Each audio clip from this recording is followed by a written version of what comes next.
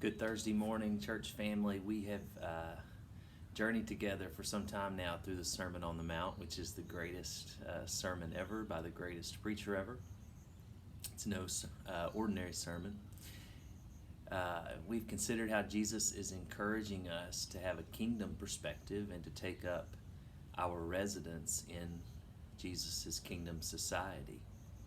This teaches us how we are to interact with one another, how we are in relationship with one another. And make no mistake this morning, relationships are one of God's greatest gifts to us. We learn how to love and be loved through relationship. We learn about God's very nature through relationship with one another, because God's being is relational: Father, Son, and Holy Spirit. And we've been invited to participate in God's life today.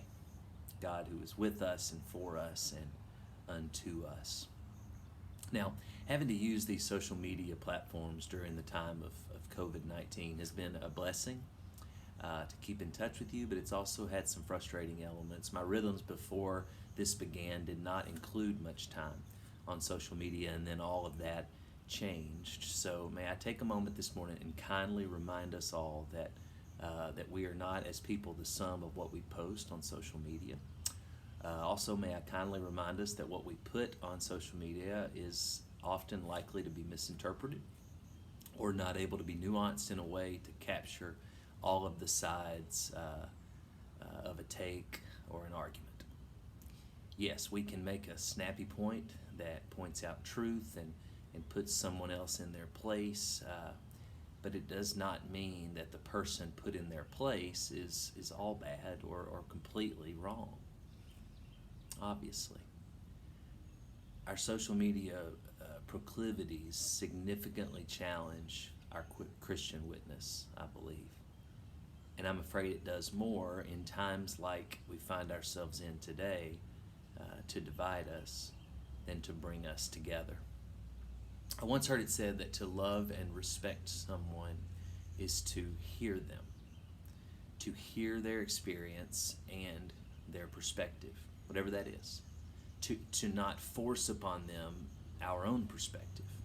And in hearing them, hopefully they will extend the same grace to you. I believe that most people will, and they will hear you. Matthew chapter 7 has a lot to say about this. We're not to judge and condemn one another.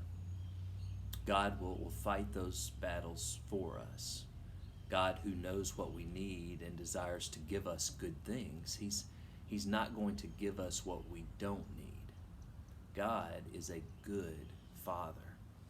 So ask, seek, and knock. Well, if we abide in this teaching, we can ask things of each other. We can seek relationship with one another. We can freely knock on one another's doors or on one another's social media feeds. We can be generous with one another because we know we don't have to control one another, because God is in control, and we are relinquishing our concern, our anxiety about judging and controlling one another. We're relinquishing that over to God. So don't be offended today scrolling through Facebook. And if something that someone posts concerns you, call them. Listen to them. I bet they will listen to you too. Our relationships are a great gift from God, God who knows how to give great things to us. Let's value our relationships today over being pithy, even over being right. Grace and peace, folks. Have a great